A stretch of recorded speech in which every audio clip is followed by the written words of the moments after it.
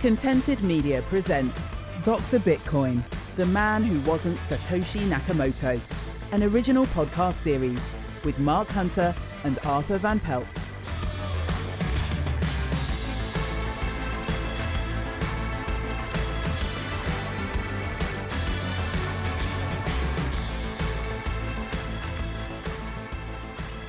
Hello and welcome to Dr. Bitcoin, the man who wasn't Satoshi Nakamoto, the podcast that always keeps its story straight and never deviates from the truth. My name is Mark Hunter, crypto writer and suitcase packer extraordinaire, and with me, as usual, is the man who'll be jetting off to Barbados first class, courtesy of MasterCard and the Bilderberg Group. It's Arthur Van Pelt. Arthur, are you ready for your summer break? Hi, sir. I am. But for the moment, thanks for having me on again, Mark. That's a pleasure as always. Will you be jetting off with the CEOs of MasterCard off to their private islands then this summer? I'm trying to. I tried to reach out to them, but so far they did not reply. So I will probably stay home with my kids this whole summer. Fair enough. Not this year. Not this year.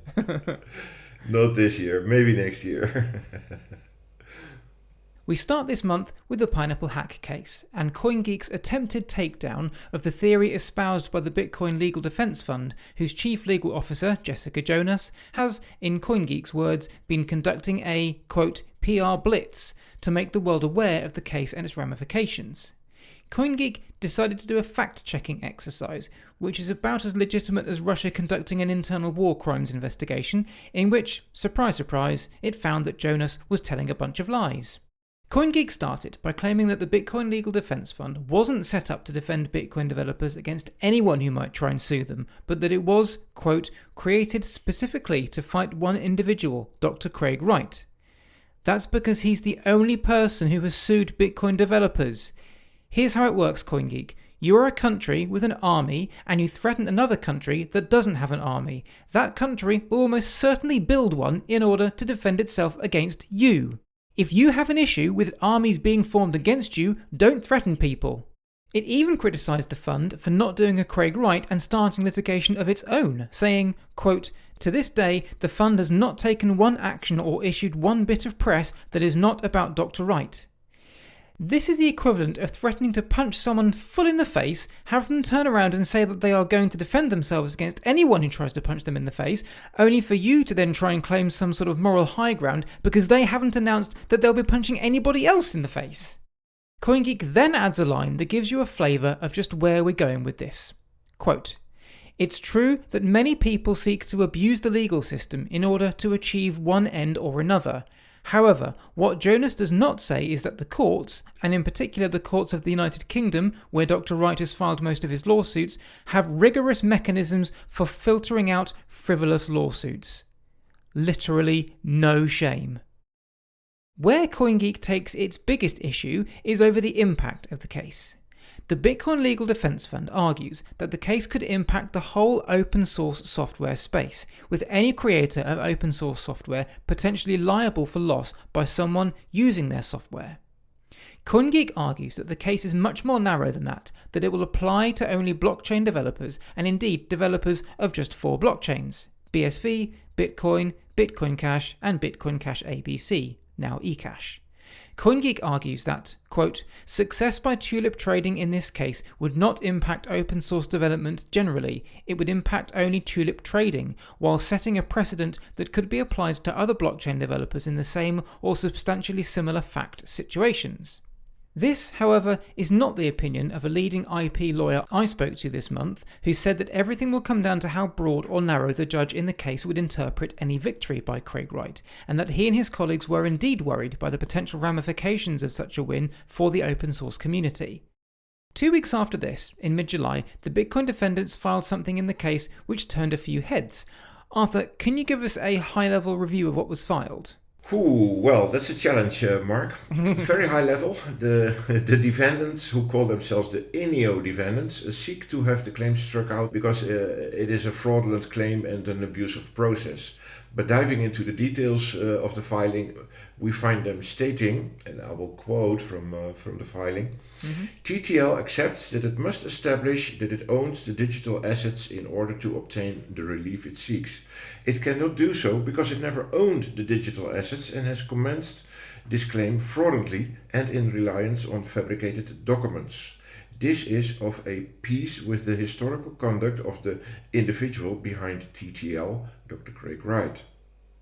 Dr. Wright has a long history of fraud, forgery and dishonesty, including in court proceedings in this jurisdiction and internationally, which is true.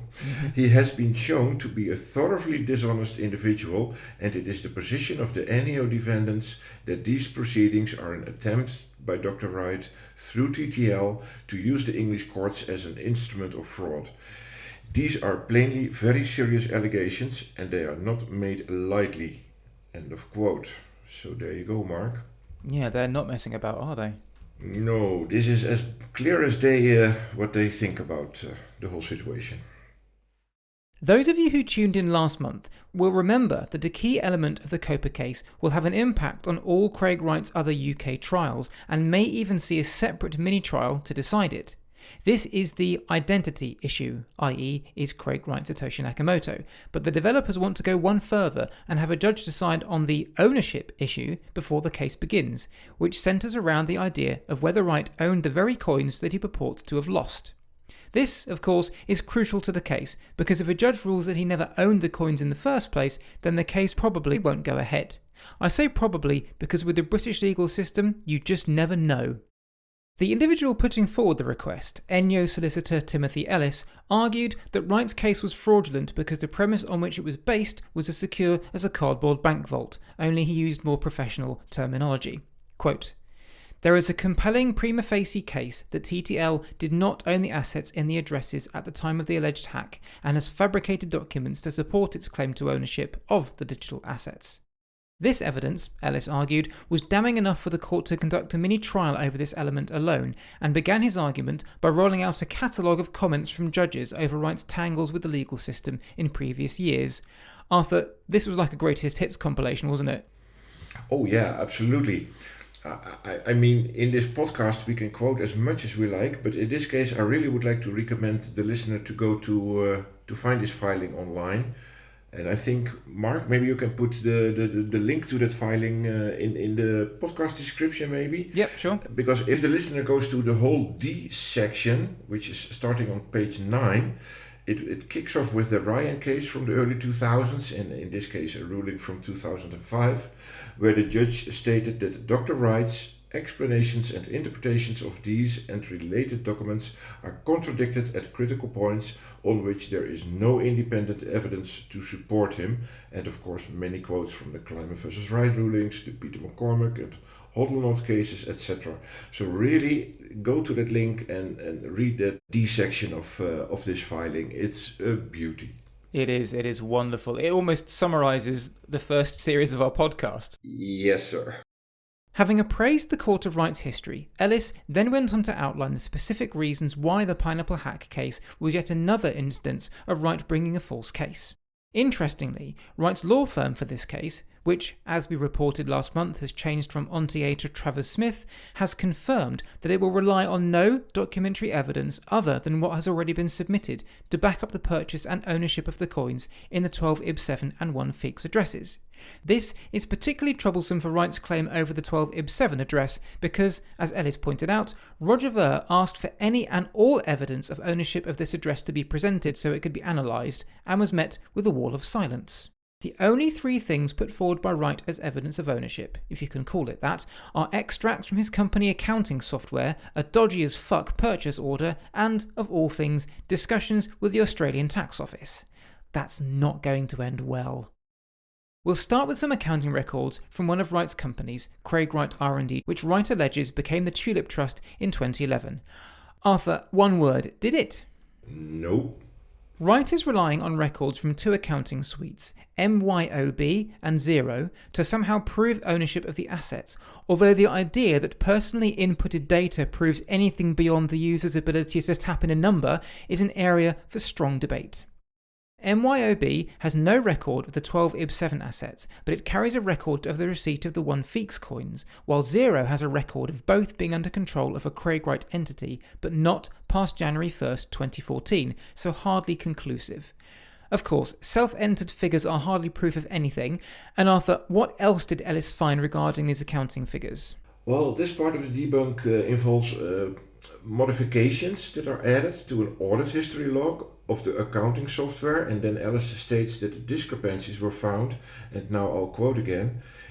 Given the above, the accounting records cannot be relied upon as contemporaneous records of ownership of the digital assets. Consistently with the purchase order, these documents also have signs of fabrication, which the NEO defendants would expect to prove at trial.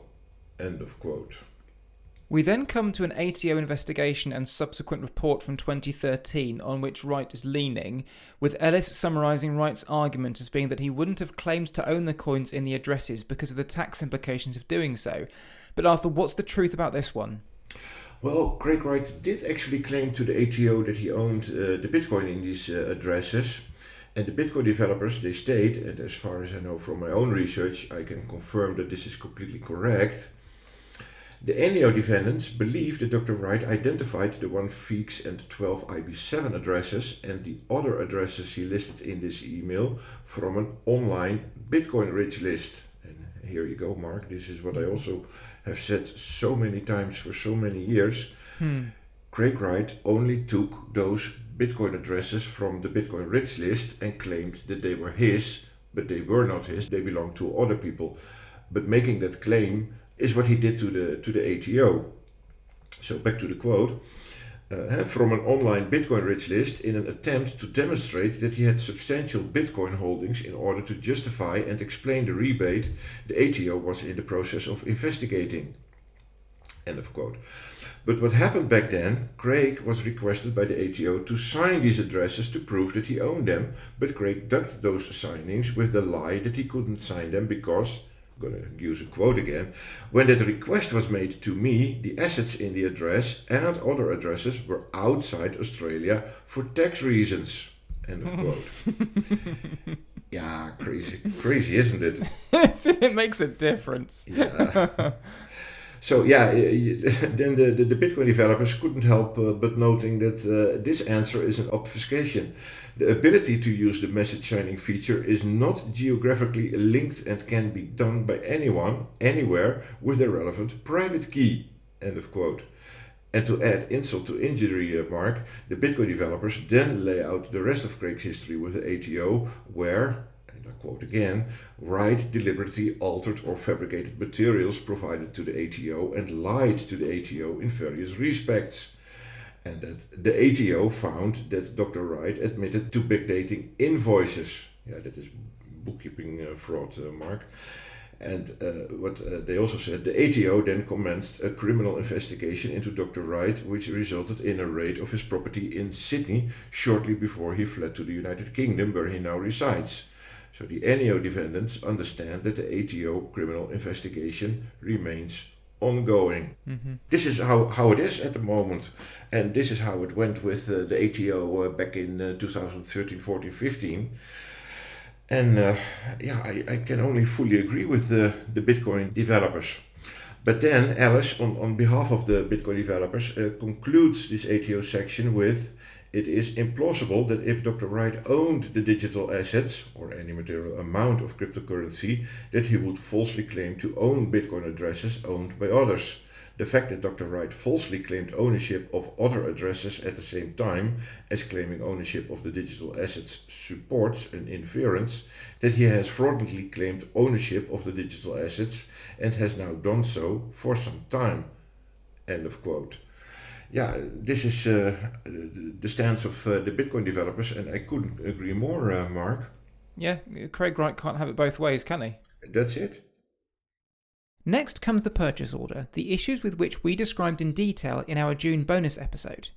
In summary, however, as Ellis points out, the exchange Wright says he bought the coins from, WMIRK, didn't deal in Bitcoin until 2 years after Wright says they sold them to him. The claim that Wright phoned in his order is implausible and at the same time handily leaves no paper trail.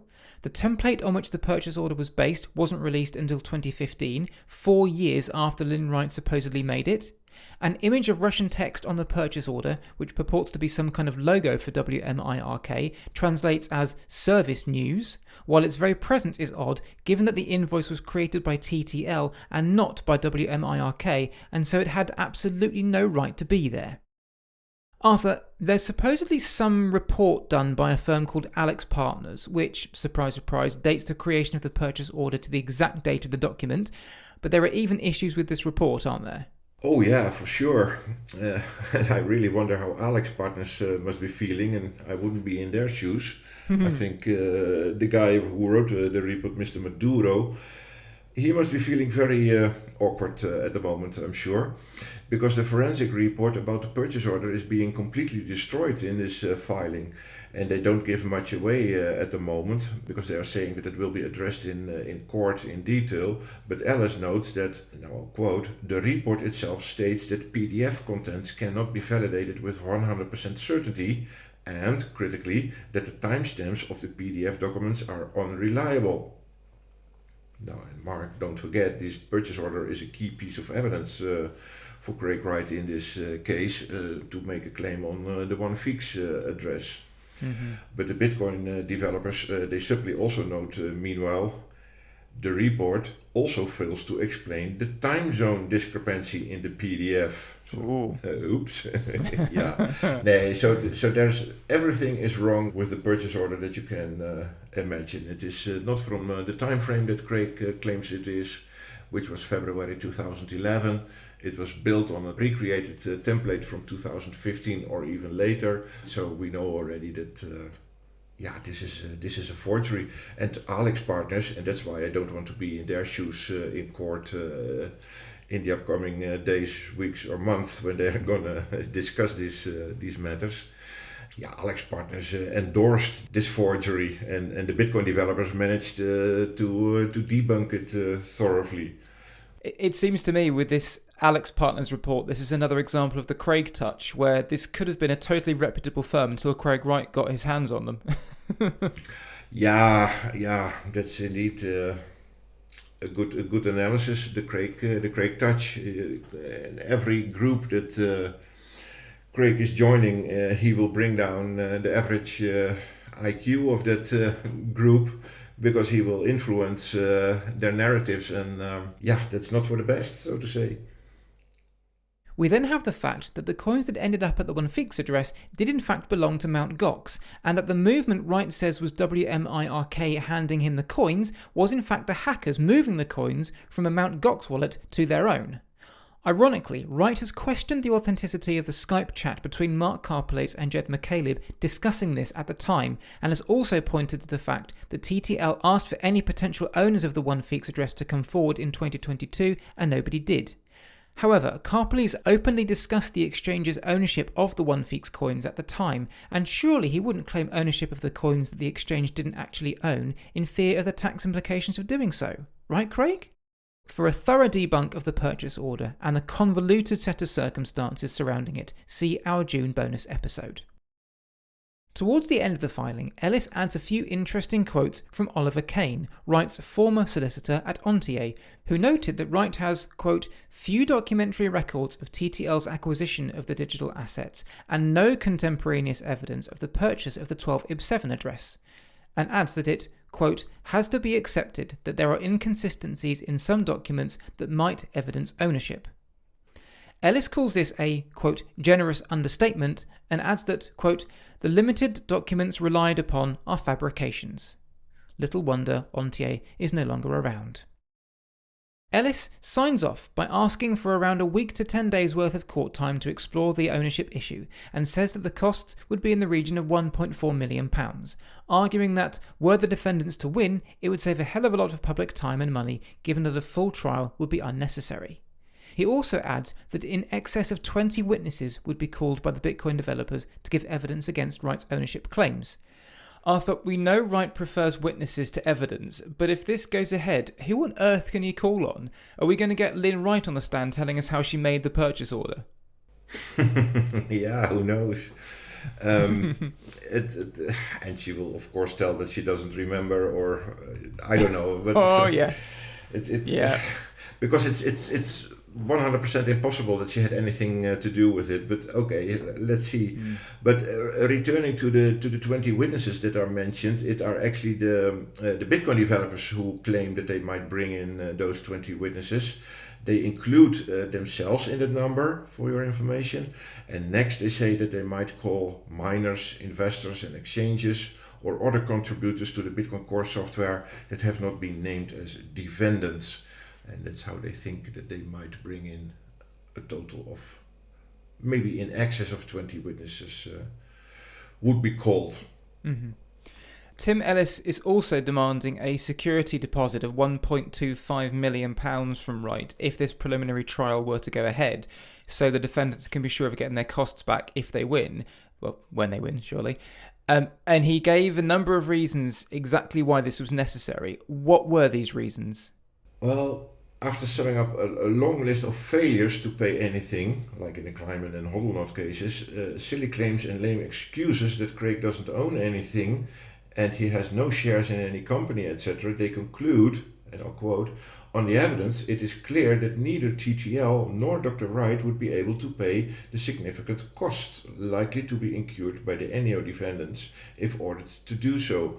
Given the impecuniosity condition applies, it is just to order security unless TTL can show that to do so will stifle the claim. TTL have produced no evidence to demonstrate as such." Shock horror. Yeah, exactly. So what are the arguments against this preliminary trial? Obviously, we can't see into the judge's mind, but one immediate factor is whether the claim and the supporting evidence is strong enough to warrant its own trial when it could all be decided, along with all the other arguments and evidence in the main trial. This will naturally be the argument put forward by Wright's team, that this is exactly what a trial is designed to do, and it would be unfairly prejudicial to their case if Wright was denied the chance to fully defend himself in all aspects. Clearly, whether TTL owns the coins in the first place is a core issue, given that there would be no case if it could be proved in advance that it didn't. But ordering an entire mini-trial around a sole point in isolation is not something that judges typically do, preferring to have everything examined in its entirety. Wright's legal team will need to file a defence before the judge can decide on this matter, so we can expect a ruling on this towards the end of the year. Staying in lawsuit corner, Craig Wright this month won an appeal over one of three aspects of the copyright cases that was rejected back in February, this one over the file format issue. We explored this much more in our March bonus episode, but Arthur, what are the copyright cases and who are the defendants in this one? Well, those are about the white paper copyright, the database and the file format issues, Mark. There's now a pretty long row of cases going on, so I can imagine that it's hard to keep track of everything going on, and that includes me, Mark. But Craig himself calls these the passing off cases, I think. The passing off cases is only Coinbase and Kraken, and that long list of defendants is in the copyright cases.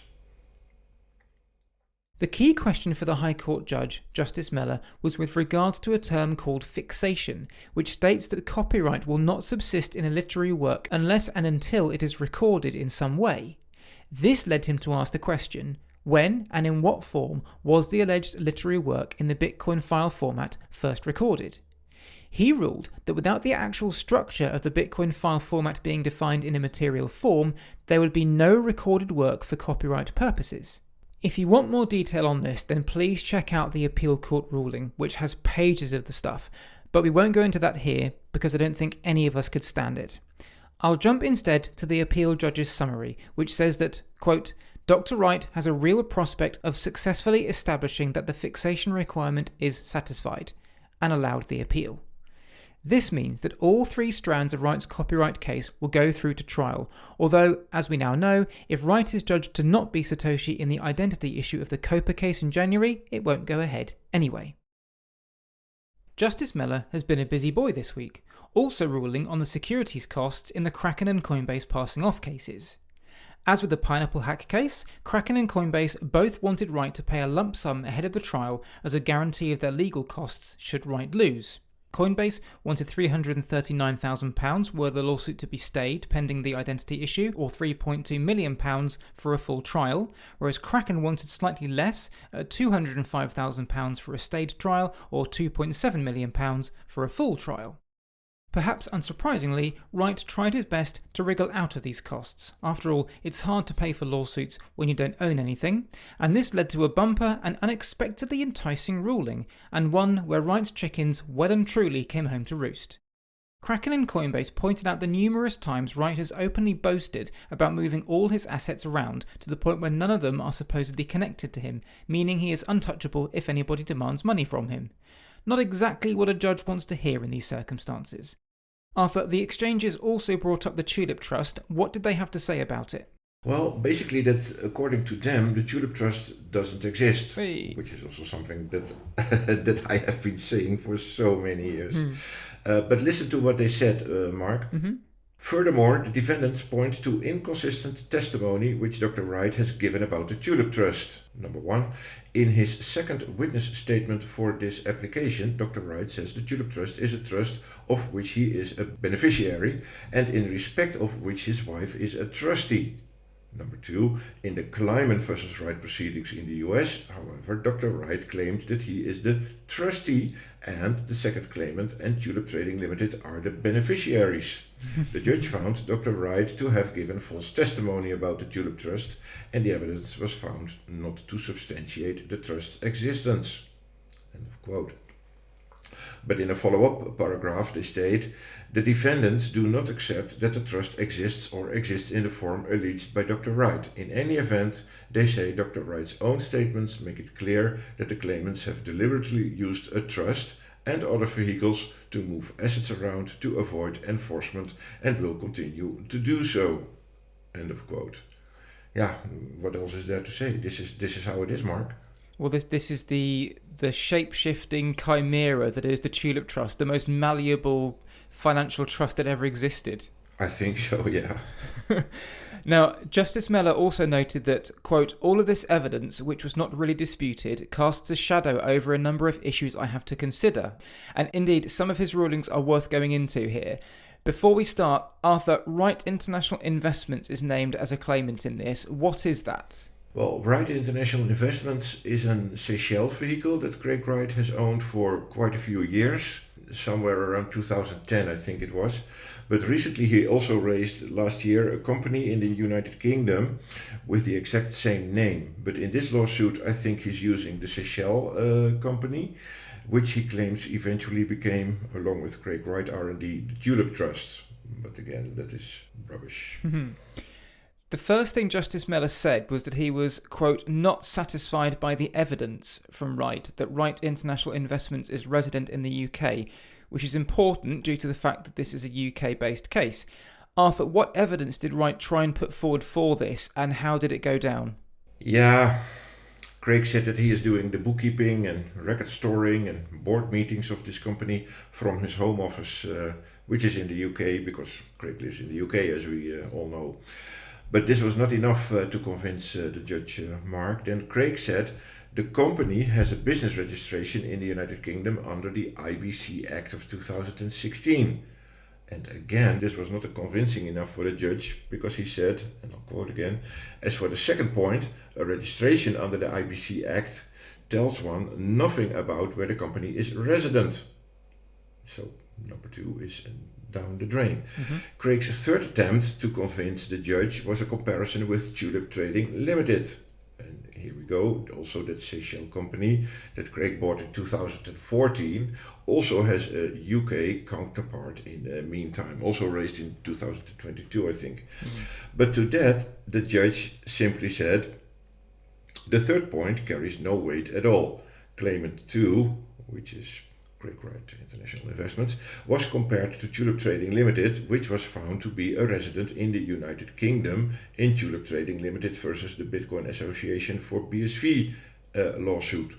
However, as the defendants submitted in that action, in that lawsuit, Dr. Wright gave evidence that he was the CEO and beneficial owner of Tulip Trading Limited and controlled its assets using keys from his home office. And the contrast with the evidence as regards to claim it to Wright International Investments is striking. That is what the judge said. So, yeah, he completely burns down Craig's narrative about Wright International Investments being a UK company. The judge just doesn't believe it. Yep. Justice Mellor also undermined Craig Wright's evidence by saying that with Wright International Investments being in the Seychelles, there were, quote, significant obstacles to enforcement of any order for costs against it. Arthur, what were these obstacles? Yeah, the biggest problem they foresee is that dealing with a company behind high walls, like you get in the Seychelles. The Coinbase lawyers say that it could cost between $25,000 to $30,000 to recover any funds from Wright International Investments, which could take between 12 and 24 months. Wow. And the Kraken lawyer also pointed out that the Seychelles has not much experience in dealing with the collection of cryptocurrencies, or cryptocurrencies at all, and they are not even recognized as property under the Seychelles law yet. Oh, wow. So here you go, Mark. The reasoning of the judge. And that last sentence, I think, says it all, if you ask me, that if cryptocurrencies are not being recognized as property under the Seychelles law, yeah, then it will be close to impossible to recover any funds from the Seychelles if needed. Like they said, you're going to burn through money just to try and get it back. It's going to be very, very hard. Justice Mellor then turned to the evidence of Wright's long-term accountant John Cheshire, who made the astonishing claim that Wright International Investments holds assets worth $16.5 billion, comprising intellectual property, as well as Bitcoin, Bitcoin Cash, and Bitcoin SV. Arthur, I have my theory as to this, but how do you think he came to that figure? Yeah, well, I'm having trouble figuring out how he gets to that number, to be fair, because take the Satoshi stash, which is what Satoshi mined, or Craig Wright claims that he mined as Satoshi in 2009 and 2010, and then multiply those numbers with the current market prices. Craig is using a number around 820,000 mined coins these days, and then I have to multiply that with $30,000 around, which is the total of all these coins together, BCH and BSV plus Bitcoin. The total market price of that is $30,000. Well, then you multiply with 820,000, then I get to $24.6 billion, which is a much larger number. So, yeah, you tell me how Cheshire is getting to his number. I think Craig Wright said, write this number down, and he put it down. That's all I think it was. Yeah, that's very likely indeed, yeah. The arguments against this calculation take up about a third of the ruling, so we won't go through them all here, but essentially, Kraken and Coinbase argue that John Cheshire doesn't have the qualifications or experience to be able to assess a company like Wright International Investments, and that he can't be trusted because of his close relationship with Craig Wright.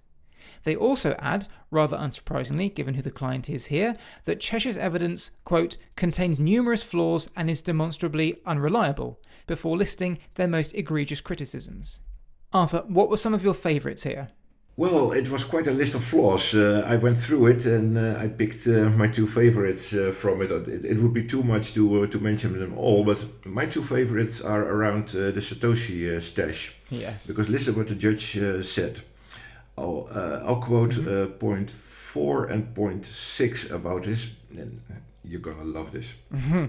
The 60,404 blocks of BTC relied upon in Mr. Cheshire's calculations are apparently the same BTC relied upon in the Kleiman versus Wright proceedings. Some of that BTC belongs to Satoshi Nakamoto. Some, not all. And we know why, because that list was signed, but that's another story. If the claimants do not win these proceedings, they will have no basis on which they lay any claim to such assets. The defendants also do not accept that the claimants or either of them own those assets. In the 7 years since the first claimant first publicly claimed to be Satoshi Nakamoto, he has failed, despite many requests, to produce any evidence that he has been able to identify, let alone access the BTC belonging to Satoshi Nakamoto.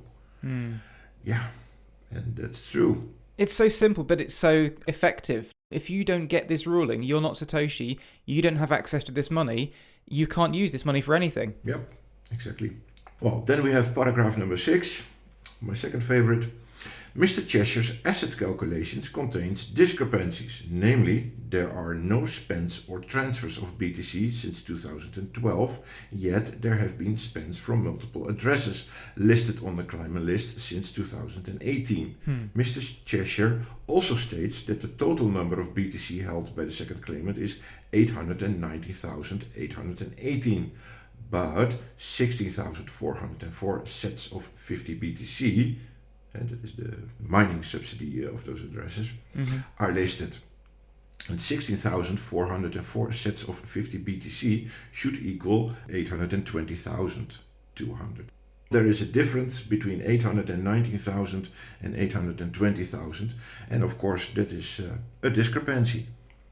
See, yet again, that to me has the appearance of Craig Wright doing a rushed calculation, getting it wrong, and telling his accountant to put this down, and the accountant hasn't checked it. That's how it appears to me, yeah. The defendants finish off their obliteration by saying that the billions in cryptocurrencies can't be used as a security because they're volatile and illiquid, with Wright giving no indication of how he would actually sell such large amounts quickly should he need to. And we're not done yet. Kraken and Coinbase then moved on to the subject of Wright's funding, pointing out several reasons why he can't be trusted to pay up if he loses. These include Wright's solicitor, a Ms. Keane, explaining how Calvin Ayre is, quote, not providing litigation funding of the claims in a traditional sense, but the companies related to him have invested in various businesses of Dr. Wright by way of debt and venture funding. Kraken and Coinbase argue that this shows that Wright can't afford his own lawsuits, also pointing out that Craig Wright paid for the McCormack case with a massive loan from Calvin Ayre in BSV. The next point is that Wright is basing his claim of being able to pay any costs incurred on the suggestion that he has access to Satoshi Nakamoto's Bitcoin without evidence, that Wright has racked up hundreds of millions of dollars in legal bills across various cases that he hasn't paid, which Wright, amazingly, disputes, arguing in a sworn statement that he has not held any assets since 2017, and finally that the Tulip Trust doesn't exist, calling any evidence for its existence, quote, entirely unsatisfactory. Even if it does exist, they say, there is no clarity about the assets it holds or their value, with Wright saying that he can only access the assets with authorization from his wife, Ramona Ang, but there is no indication from her that she would agree to this or whether the contents would cover the proceedings. And so to the ruling. Justice Mellor said that while the evidence over John Cheshire had, quote, considerable force, he didn't need to rule on it in a formal manner, and so folded it all into the other evidence. This led him to the following conclusion, quote, taking the most favourable view of that evidence for the C's, the claimants, in all the circumstances, it does not persuade me that either C2, Wright International Investments, or C1, Craig Wright, has substantial liquid assets which could be readily available to meet the substantial cost liabilities which might arise in these two actions. Justice Mellor added that he found the nature of Wright International Investments business activities, quote, obscure, but because of its presence in the lawsuit, stated that it would be held jointly liable for the costs borne. Arthur, on the surface, this is interesting because the company would have to actually send some money out, possibly in the millions of dollars in the end, but what are the odds that Craig Wright simply creates a construction to pay its bills without the money ever touching it? Yeah, that is very likely the case, of course. These vehicles are basically empty companies, so Craig can use them for all kinds of mostly fraudulent or close to fraudulent reasons. So now he is using them to front some fraudulent lawsuits. Yeah, he can't dare let them be seen as actual companies with money coming in and out, can he? Because they just aren't. No, they're just empty shelf companies that he is using for all kinds of purposes. And what we noticed a while back in some lawsuit, it popped up that other companies related to Calvin Ayre are actually paying the bills for Craig Wright. We then move on to a very interesting aspect of the ruling. Quote, the evidence overall presents a remarkably obscure picture as to which person or entity on the C's, claimants, side owns precisely which Bitcoin assets to which Dr. Wright has ready access. In particular, it was not made clear which Bitcoin mentioned in C's evidence might or might not be the subject of the claim in the Tulip Trust case. That very obscure picture, along with the statements made by Dr. Wright, provides no reassurance that either C2 or C1 has or will have funds to pay costs. Arthur, the reason why I find this passage so interesting is because this guy is in charge of a lot of Craig Wright's UK cases, and he is pulling no punches with his view of the Tulip Trust here. Make no bones about it, this is undeniably bad for Craig Wright, isn't it? Yeah, for sure. This stance not only caused the judge to rule that the security should be paid, but no doubt this will also resonate in other lawsuits of Craig Wright. More and more we see that information from all these lawsuits with Craig Wright involved is shared between cases and is quoted by counsels and judges alike. Yeah, it's just piling up. Yeah. And one thing I noticed in the ruling as well was that Justice Mellor called the rates Coinbase's lawyers were charging, quote, very significantly above the guideline rates. But Craig Wright should be used to paying these kind of rates, shouldn't he? Yeah, indeed. I remember what he claimed in other cases. For example, the Peter McCormack case, he came up with millions, I think double the amount of, just by head, I'm doing this, but I think it was double or triple the amount of what Peter McCormack spent on the lawsuit.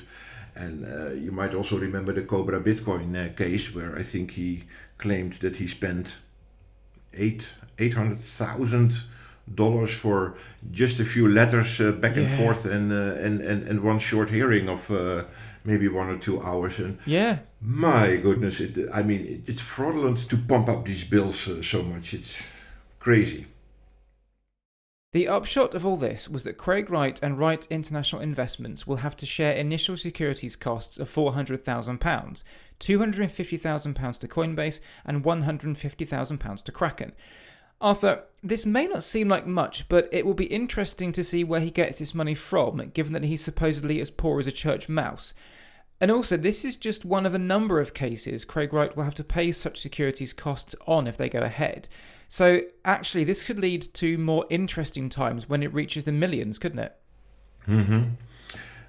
We see that Kelvin is not wanting to fund any more of Craig's lawsuits. So what happens to the cases if Craig is suddenly having to pay millions up front? Will he have to drop them? I think so, and let's hope so at least. I can see it happen with this £400,000 security already, to be fair, Mark. Because I don't think he has that amount of money, and if Kelvin is not willing to pay it, it's end of story. Also, for me, the content of the ruling was more important than the ruling itself. This guy, the judge, he's already not impressed by Wright's ducking and diving, his trust and his Seychelles companies and all the rest of it. And he's taken one look at the evidence and he's just seen right through him, hasn't he? I think that's a fair analysis. That's indeed what happened. This judge picked it all apart very nicely. This case, like almost all other UK cases, will only go ahead if Wright wins on the identity issue, but the way in which Kraken and Coinbase's evidence was taken by the judge bodes very well for this case and the Copa case. We've also had some developments in the Kleiman vs Wright case this month regarding Wright's potential contempt of court charge over the 1.977 debtors form.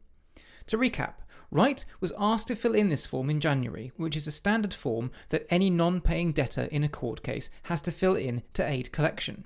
Wright put off filling in the form for months, and then eventually, on the day of the deadline imposed by Judge Reinhardt, sent something resembling the form, but which offered nothing of any informative value whatsoever. Wright claimed that this was because he hadn't owned anything in his own name since 2017 and had no idea who owned his house, his cars, or his multifarious trusts, which was why he couldn't fill it in. Judge Reinhardt wasn't buying this, however, and set a date of July 26th where Wright would need to explain to him why he wasn't able to fill in things like the name of his employer and his phone number, while his law firm, Rivero Mestre, was told to explain why this semi-filled-in piece of waste paper was designated attorney's eyes only. For more on this, see our May update. Before we go into the developments regarding this form, we need to touch on a motion for judicial notice which W&K's lawyers filed on the 11th of July. This sought to make the judge aware of certain material ahead of Wright's contempt of court hearing, notably 4 witness statements by Wright in the Ramona Ang vs Reliantco case of 2020, which we're yet to cover in this podcast, as well as 2 exhibits pertaining to them. Arthur, why did Val Friedman want to add these statements in particular? Well, the main reason is, and I'll quote Val, these witness statements contain information related to Wright's claim that he has no insight into or ability to access financial information related to his wife and the claim that he and his wife keep their finances separate. So in other words, in the Reliantco lawsuit, Craig Wright probably said the complete opposite as what he is saying in the climate case, and Val Friedman, of course, will want to use that information against him. 2 days later, Friedman asked for another witness statement to be added, this one from the Pineapple hack case, where Wright claims that more than $1 billion worth of cryptocurrencies was stolen from Tulip Trading Limited, or TTL, in 2020. The reason why Friedman wanted to include this document is likely to do with the following claim made by Wright in that statement. Quote, "The ultimate beneficial owners of TTL are my wife, me, and our children, 2 of whom live in England and 1 in Australia. The relevant trusts to which these shares in TTL are subject are governed by English law. Its main asset is the Bitcoin in the addresses, which I could control using the keys located on my computer at my home in Surrey. I therefore control the affairs of TTL in England." This again shows Wright claiming to have access to a king's ransom at a time when he has said he has no assets to his name. Rivero Mestre's argument against this was staggering. Quote, "W&K's motion for judicial notice may as well be entitled Motion to Admit Rank Hearsay, because that's what it is. Though W&K does not specify how it intends to use the documents at the July 26 hearing, its intent is obvious. W&K plans to use these documents to contend that Dr. Wright submitted statements in a UK proceeding that contradict information he supplied on the fact information sheet. From there, one supposes, W&K will argue that the information contained, or missing from, the FIS is false because what Dr. Wright represented to the UK court is true. That is hearsay of the plainest sort." Arthur, I had to read this 3 times when I first saw it. Are Rivero Mestre really saying that Wright's submissions to the UK courts might not be true? What kind of a defence is that? Yeah, amazing stuff this is, right? That's incredible. Yeah, absolutely. They are really saying that Craig Wright's UK trial testimony is hearsay and cannot be relied upon, and yet the UK defendants are being sued because it is supposed to be true. Yeah, I really want to see Judge Reinhardt pick this one apart in a ruling. Oh, it's brilliant. What an attempt.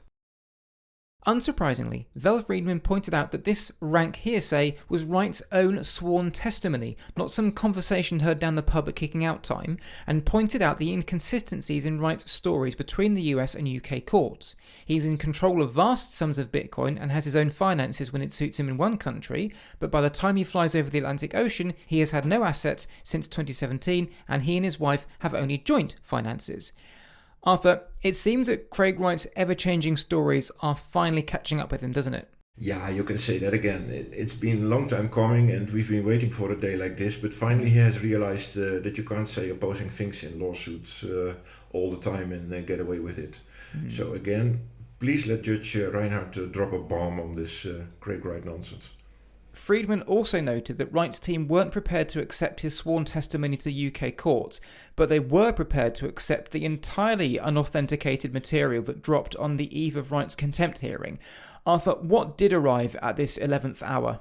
Well, Craig finally realized that he could get the information for the sheet after all. So after months of saying everything is not in his name, he doesn't own anything, and he doesn't know who does, right before he is about to be pulled up for contempt, he somehow manages to find lots of the information he needs to potentially avoid the contempt charge. Surprise. Most of it has been sealed, so we won't know the details, but again it shows that Craig will continue to pull the wool over the judge's eyes and plead ignorance until he is literally left with no choice. Yep. Now, Craig Wright's contempt of court hearing took place today, the day of our recording, so we'll likely have more on the outcome of that one in our next update. What we do know, however, is that Judge Reinhardt refused to take judicial notice of Wright's witness statements, although he did rule that he, quote, found that the statements were properly authenticated by plaintiff, which is Ira Kleiman, and were admissible as statements of a party opponent. Now, in a legal context, a statement of a party opponent, I'll quote from ChatGPT here, refers to a type of evidence that can be admitted in court under certain circumstances. It is a statement made by one of the parties involved in the case that's offered as evidence against that party. Now, from the limited research I've been able to do since we first heard about this, it seems that what Judge Reinhardt is saying is that he will take this evidence under advisement, but he won't treat it with the same level of seriousness as he would have done if he'd accepted it as a judicial notice. So, Arthur, it seems that he is taking it on board, but he just might not give it as much credence as he could have done. That is how I interpret it also. For me, this is legal nitty-gritty that I also, like you, have to dive into a bit more before I understand what's going on. But as you said, this is how it looks like, yeah. And that's not all for this frankly overcrowded lawsuit corner. This month, we also saw the ruling on Craig Wright's appeal over the £1 verdict in the Peter McCormack libel case. As a recap on this one, Justice Chamberlain concluded that Peter McCormack had caused serious harm to Craig Wright's reputation through a series of tweets, but said that, had he known about the deliberately false case Wright put before the court in the first place, he would have ruled the other way. For a full rundown of this incredible case, see our Wright vs McCormack triple-header bonus episodes. Because of Wright's deceptive practices, he was only awarded one of the £100,000 in damages he had sought, with Calvin Ayre blaming this, once again, on inferior judges getting things wrong. Wright's team appealed, saying the false case Wright put forward all the way until trial shouldn't have counted against him to the extent of such a reduction in the award, but the 3 appeal judges struck this out, saying that Justice Chamberlain was correct in applying the law the way he did. Wright's reaction was somewhat extraordinary. Quote, "I am very disappointed that the Court of Appeal has not given due recognition to the damage caused to me by orchestrated online vitriol. Such abusive communications, viewable worldwide, have had a severe impact on me and my well-being. The trolling narrative is purely designed to unfairly and improperly denigrate my life's work. Given the finding of serious harm, I am disappointed that the compensatory damages due from McCormack remain diminished, not for their monetary value, but for the message this sends to potential future perpetrators of detrimental mistruths online." Arthur, we would need another half an hour to go through just how ridiculous these statements are, but this last bit really got me. He's apparently worried that the £1 ruling sends a bad message that people can spread online mistruths and get away with it. He knows full well that the message this sends out is if your lawsuit is based on lies, then you get everything you deserve, doesn't he? Yeah. But in a sense, Craig Wright is actually right, because since he was awarded £1 for these libelous statements of Peter McCormack, I have seen more than once on Twitter that people are making jokes about insulting our fake Toshi. That because worst case, it will only cost £1 if you tell him that he is a fraud or a fake Toshi. Yeah. Call him a fraud and send him £1. Yes. Calvin Ayre's reaction was also interesting, saying, quote, "Craig won the case and that is all that really matters," reinforcing the notion that he's totally happy with someone lying their way through a court case if that's what it takes to win. Sound business principles, indeed. Let's not forget too that in 2021, when this case was going through the preliminary stages, he had boasted that Wright would be able to afford to pay for his own lawsuit due to the millions he was going to receive from Peter McCormack. Where's that checkbook, Calvin? Now, Craig Wright can appeal this all the way to the Supreme Court if he wants, but the Supreme Court will first have to agree to hear the case, and there's no guarantee that they will, given that 4 judges have all ruled in the same way. Naturally, we'll let you know as soon as we hear something on this front. Outside of Lawsuit Corner, but sticking with the identity issue, the BSV camp was abuzz with new evidence of Wright's Satoshi claim this month, which surfaced from former BSV Twitter enthusiast Whalechart. The new evidence turned out to be nothing more than a post from Wright's old, now deleted blog dated January 10th, 2009, which read, quote, "The beta of Bitcoin is live tomorrow. This is decentralized. We try until it works." Arthur, this is neither new nor evidence, and I humbly invite you to destroy this inside 60 seconds. Will you need that long? No, probably not. This is a 2014 blog forgery from the early days of Craig Wright's Satoshi cosplay, and from the era that he didn't know much about Bitcoin in its history yet. Well, he still doesn't know much, but back then it was even worse. Craig backdated this little blog post to January the 10th of 2009, claiming that Bitcoin would go live tomorrow. But in reality, Bitcoin was already live, of course, since January the 3rd, when the Genesis block was formed and shaped. But for me, a major miss. Satoshi, back in the days, he didn't call Bitcoin beta, but he called it alpha. Again, we're talking about January 2009. At that moment in time, Bitcoin was called alpha. And the real Satoshi called Bitcoin alpha all the way up to October, the end of October 29 of 2009, he called Bitcoin alpha.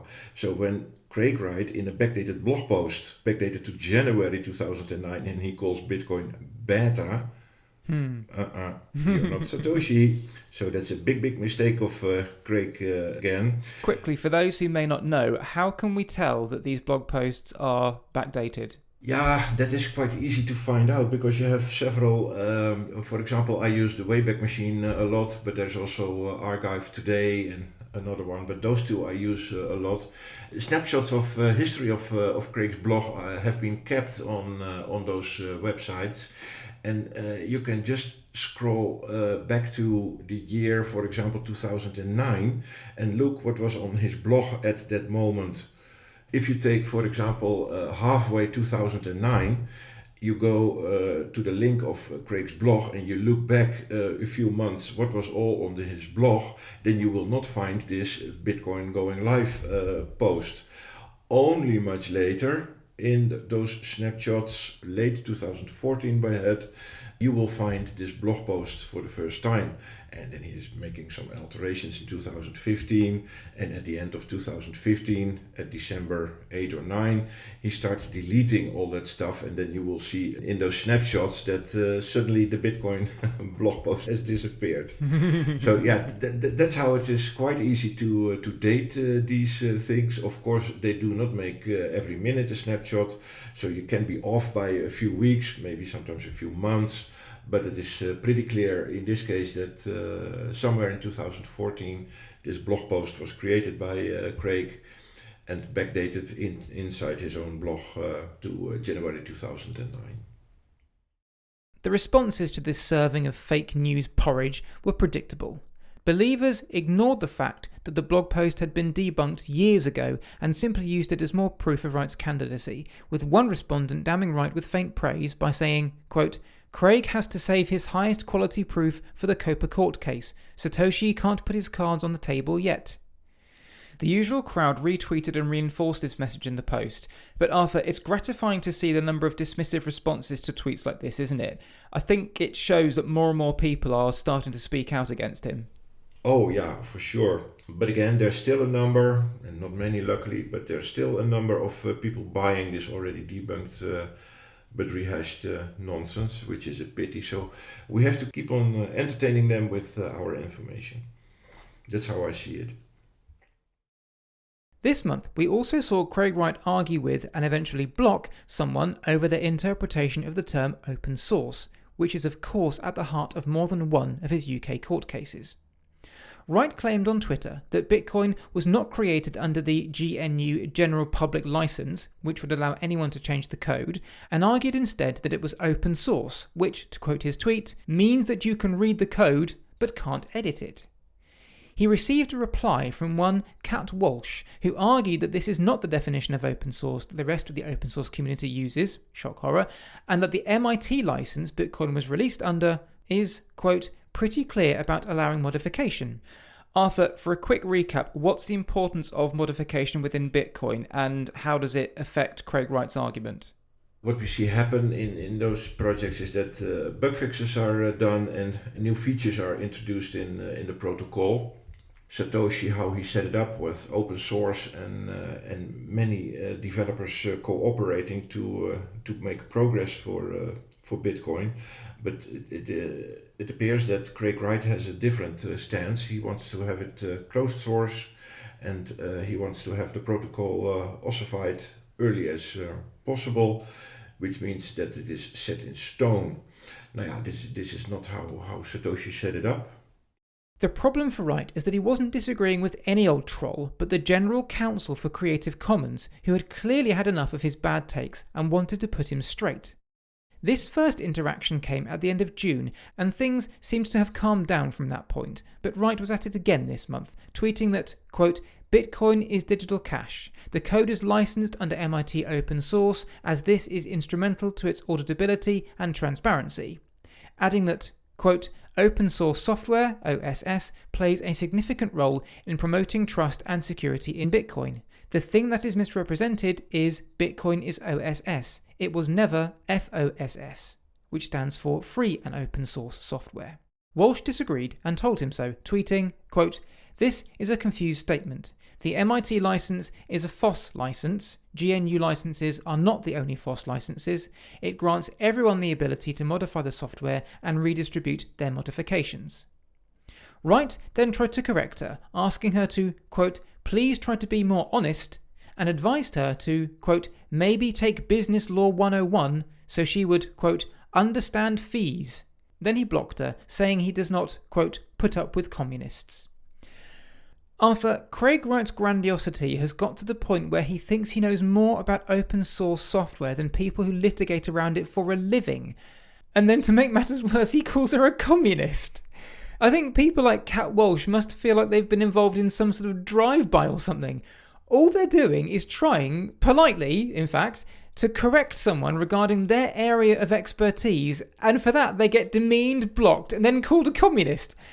I was led to believe that Satoshi appreciated input from experts. Yeah. We know several examples where Satoshi thanked the Bitcoin community for their input.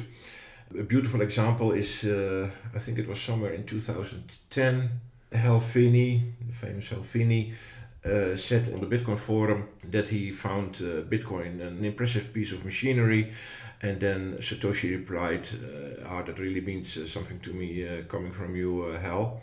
So you can see that he was respectful. Also later in, I think, April 2011, when he still had contact with a few developers like Mike Hearn and Gavin Andreessen, he said, make it about the developers. They like it when they can help for Bitcoin.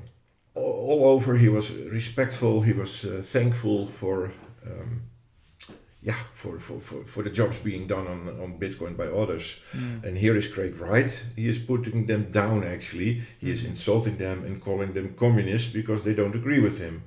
So yeah, Satoshi would have never called someone a communist because they don't share his viewpoint, Mark. No, absolutely. We also found out something interesting regarding BSV and open source from Reddit user Nervous Norbert, who I think we can identify. In the wake of this, what did he reveal? He figured out, and I will quote, Craig starts out with this, and then he quotes Craig. Bitcoin is digital cash. The code is licensed under MIT open source as this is instrumental to its auditability and transparency. But, Nervous Norbert says, BSV is specifically not licensed under MIT, but under their own home-rolled OpenBSV license, which is not open source, OSS, or free, FOSS. They even filed it with the Open Source Initiative, which rejected it because it does not adhere to the open source definition. So when he says that Bitcoin is licensed under MIT, he is not referring to BSV, which is what he usually insists is Bitcoin. Yet he says being licensed as MIT is instrumental. Brilliant. This is a big discrepancy being exposed by Nervous Norbert. Yeah, isn't it just? Now, talking of experts, when I put Craig Wright's claims to that lawyer I mentioned earlier, he actually laughed out loud before saying that Craig Wright was totally wrong in his interpretation of open source, and said that if Craig Wright was correct, then there would be no such thing as open source. He also said that he has a rule of thumb over these things: Cat Walsh is always right. I think we can look forward to this one being turfed out in court now, can't we? Yeah, as long as we don't get one of Calvin Ayre's inexperienced judges. Yes. Oh, God. Yeah, please. This month also saw a lengthy Forbes piece regarding Craig Wright, which focused on his patents and intellectual property as well as his Satoshi claims. Arthur, you and I were both interviewed for this, but nothing of what we said made it in, at least not in a way attributable to us. Thankfully, at least David Pearce's insight was given a good airing, but what were your thoughts on this piece? Yeah, I was also a little disappointed indeed. The writer clearly aimed for a puff piece about Craig's patents, and he left out a lot of the criticisms that he must have gathered down the line, at least from us. So I quickly read the article and I forgot about it, Mark, because long term those pieces will not leave a lasting impression, because the whole world knows the truth about Craig Wright. Look how Forbes handled the Wired Gizmodo era. Eh? That is where Craig Wright came on the stage as a Satoshi pretender. And I will quote. On December 8, 2015, Wright became a controversial public figure into the crypto world after Wired and Gizmodo published separate reports based on anonymous leaks, alleging there was a very good chance he was Satoshi Nakamoto, or, as Wired put it, a brilliant hoaxer who very badly wants us to believe. But Wright says, so here we see that the journalist has contacted Wright for his response, and then Wright says, and quote, "The Wired and Gizmodo articles are based on information from Ira Kleiman." Nope. In order to fabricate a story about his brother that never occurred. Nope. Ira forged documents, made false statements, and used multiple emails to contact the journalists pretending to be multiple people. Nope. He did this in order to gain money he was not entitled to. Nope. Every time that I said nope, this is where I 100% I am sure that this is all lies. It are blatant lies by Craig Wright. So Forbes allows Craig Wright to simply wave it all away with a series of blatant lies, and the journalist is not questioning it further. So yeah, shame on you, Forbes. Yeah, I get the impression that the guy came to us hoping that we would maybe back up some of Craig Wright's stories or something, and he didn't like what we said, perhaps, because it was too critical. Yeah, maybe. I don't know. We end this month with a little look at Calvin Ayer's BSV transaction machine CryptoFights. Twitter user Balzac posted a link to a YouTube review of CryptoFights from NFT game reviewer Yuan, and it's quite something to behold. Arthur, for those who may not know, what is CryptoFights supposed to be? Well, to be fair, I don't know CryptoFights in detail because I never play online games, and let alone online games that are related to BSV. But of course I put a little research in it, and this is an online game where in-game payments are done with BSV, if I'm right. And on the website we can find the following raving quotes: "Fight for glory, own your victories. Prepare for the saga of CryptoFights, where heroes ascend, legends collide, and the destiny of Elderia hangs on the edge of your will." End of quote. So it's supposed to be some game where you battle opponents in a fantasy world and win items and BSV, whereas in reality it's just rolling a dice like any of Kelvin's casino games. So, does CryptoFights live up to its claims? The answer is a resounding no, with Yuan saying that CryptoFights, quote, "brings an exciting twist to Web3 gaming by being borderline malware, excessively boring, and entirely unpopulated. Wow." How does it manage this? Let's dig in. Yuan's first issue with CryptoFights is its terms and conditions, which, at the time of his review, stated that CryptoFights had a no-refund policy and could deny you winnings for any reason. Thankfully, these have now been removed. CryptoFights has also removed a line about accessing your machine remotely, quote, "without your knowledge, to update the game," something that must have been canned because it gave Pineapple hack victim Craig Wright too many flashbacks. CryptoFights originally also warned users that they did not actually own anything they won in the game, as the developers were, to quote Yuan, simply giving them to you on a license.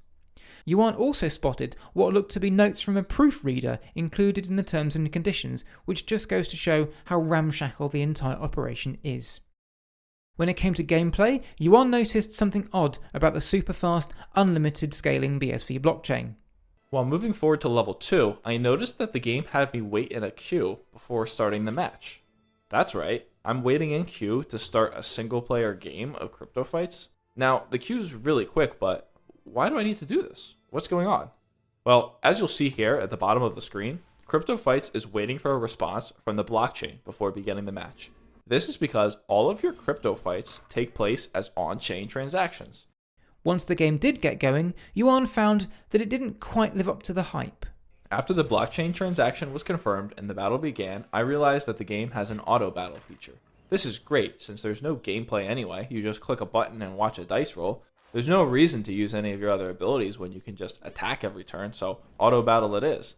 At this point, me playing CryptoFights devolved into just clicking auto battle and then browsing the internet in a separate window while the game played itself. Yuan also found the game so dead that not one single P2P opponent showed up, despite him waiting for 10 minutes, while the marketplace was flooded with identical items that players were trying to sell, having won them in the game for free. No players means no buyers means no market, and no need to buy something you can just win by playing anyway. Yuan also found something interesting about the transactions in the game. Each battle generates around 10 to 15 transactions on the BSV blockchain, but most of them are, well, pointless, with the entries on the blockchain being just clones of what happens on the internal database. CryptoFights says that the benefit of the blockchain is to make it more open and transparent so as to reduce cheating, but Yuan disagreed. While it may make it publicly visible when someone is cheating, it doesn't actually stop them from cheating, nor does it prevent CryptoFights from cheating the players. While the seed that the game chooses for each random dice throw is broadcast on the blockchain, so the players can see that the random numbers are not being altered mid-game, there's nothing stopping CryptoFights from just giving you a rigged random number seed from the start, making all dice rolls favor the enemy. So from a transparency perspective, the choice to use the blockchain doesn't add any interesting utility, as it neither prevents the player nor the developers from cheating. It just lets the public see that they're being cheated. Not really a useful form of anti-cheat, considering the cost of having all these transactions on the blockchain. Arthur, if it wasn't obvious before, this proves that CryptoFights is just another gambling enterprise masquerading as a Web3 game, isn't it? Yeah, it seems like it. Again, I'm not a gaming expert, but this doesn't even look like a game. It's like I said before, rolling a dice and hoping that you win. And that's what I would call a casino. Yeah, absolutely. Yuan then did some digging and found out some stats about the cost of the operation. Even when the game only had a player count of 200, it was projected that they were spending $2,434 in transaction fees daily. This adds up to almost $1 million a year in operating costs just for the blockchain combat log. And $2,400 daily in fees is actually with the discounted rate. CryptoFights has a special deal with TAAL, which is one of the largest transaction processors on the BSV blockchain. This allows them to get reduced fees. Arthur, remind us who is the single biggest backer of CryptoFights? That's Kelvin Air, Mark. And who owns Tal? That's Kelvin Air again, Mark. There it is. I wonder how that deal got done. It's a circle jerk. It's that handshaking meme, isn't it? Calvin Air shaking hands with himself. Yep, that's it. Yuan then took a look at the CryptoFights community and found something totally unsurprising. Speaking of paying people to adopt BSV, some suspect that CryptoFights buys all of their social media followers as well. Looking at one of CryptoFights' tweets shows that almost all replies are about absolute nonsense in Vietnamese, which is a common sign of bot followers or replies. And considering that I didn't find a single other player online, this accusation might be believable. You have no idea, mate. When it came to rating CryptoFights, Yuan scored it a 0 out of 5 for ease of access due to the concerns over the remote control of the machine, and he even warned users not to download it on this basis. Things don't get much better when it comes to the graphics and audio. There is absolutely no soul in this game. It's probably the most bland, generic fantasy game that you could ever create. Even the name is uninspired. CryptoFights? Are you kidding me? Uninspired and mediocre artwork and audio gets CryptoFights a 2 out of 5. Can CryptoFights gameplay save it? No. Alright, I'm gonna be very harsh. CryptoFights has no gameplay. The entirety of the game is just rolling dice. While there are plenty of games that use dice roll combat systems, at least there's some sort of strategy and depth. CryptoFights is so simple that you're best off just turning on auto battle and then getting up to do something different. Absolutely thoughtless and non-interactive gameplay gets CryptoFights a 0 out of 5. The best way to play CryptoFights is not at all. Arthur, I feel bad now. Should we stop? Yeah, that's up to you, Mark, but so far I like it. Alright, let's keep going. On to the next section then, use of crypto and NFTs, where things get immeasurably worse. You thought zero was bad? Because the blockchain brings nothing positive to CryptoFights and actually manages to make the gaming experience worse, I'm giving CryptoFights a -5 out of 5 for this category. Alright, now I feel like someone's going to lose their job. Yuan's last category is the odds of the project succeeding, an opinion he dispatches in record time. Point number 5. Will this project No. Alright then. Yuan's final score is -12 out of 100, summarising it as, quote, unbelievably bad. Arthur, as far as I'm concerned, CryptoFights kind of sums up the entire BSV experience. There's lots of talk, lots of promises, but what actually gets delivered bears no resemblance to what was promised. Yeah, exactly the same, Mark. Like you said, lots of promises, but no delivery. And this is exactly what Craig Wright is about too. So Craig and BSV and everything around it in the infra, it's a match made in heaven. Actually, I like the sound of it. Lots of promises, but no delivery. Give it the BSV tagline. Yep. Now, it must be noted that CryptoFights 2.0 was released on July 24th, a year late, so they may have addressed some of these issues. Although with fundamental issues like the use of the BSV blockchain holding it back, it's unlikely that the new version will make much of a difference. If Yuan reviews CryptoFights 2, we'll be sure to bring you his results. That's everything for this month, and indeed the next 2 months, as Arthur and I take a short break to recharge our batteries. We'll be back in September to begin the countdown to the Copa case in January 2024, but if you're very lucky, we'll sneak a bonus episode out for everyone to listen to, just to keep things ticking over. Arthur, thank you so much for joining me today as usual. No problem, Mark. Happy to be here. And I hope you enjoy your month off, and I'll see you again in September. Yes, sir. See you in September, Mark. Cheers. Thank you for listening to this episode of Dr. Bitcoin, the man who wasn't Satoshi Nakamoto. Don't forget to subscribe to the show on your podcast platform of choice to get these episodes the moment they drop, and if you enjoyed what you heard, we'd really appreciate a star rating and even a review to help us get this out to as many people as possible. Our monthly bonus episodes are available to download from our website for a small consideration, and if you'd like to access all these bonus episodes, plus these monthly updates a few days early and other goodies, you can do so by becoming a Dr. Bitcoin supporter through Patreon or Spotify. See the details in the show notes for information on how to do this, or head to our website drbitcoinpod.com. That's drbitcoinpod.com. You can also follow us on Twitter at drbitcoinpod, and you can email us at drbitcoinpod@gmail.com. That's drbitcoinpod@gmail.com. Thanks very much for listening, and we'll speak to you again soon. You've been listening to Dr. Bitcoin, the man who wasn't Satoshi Nakamoto.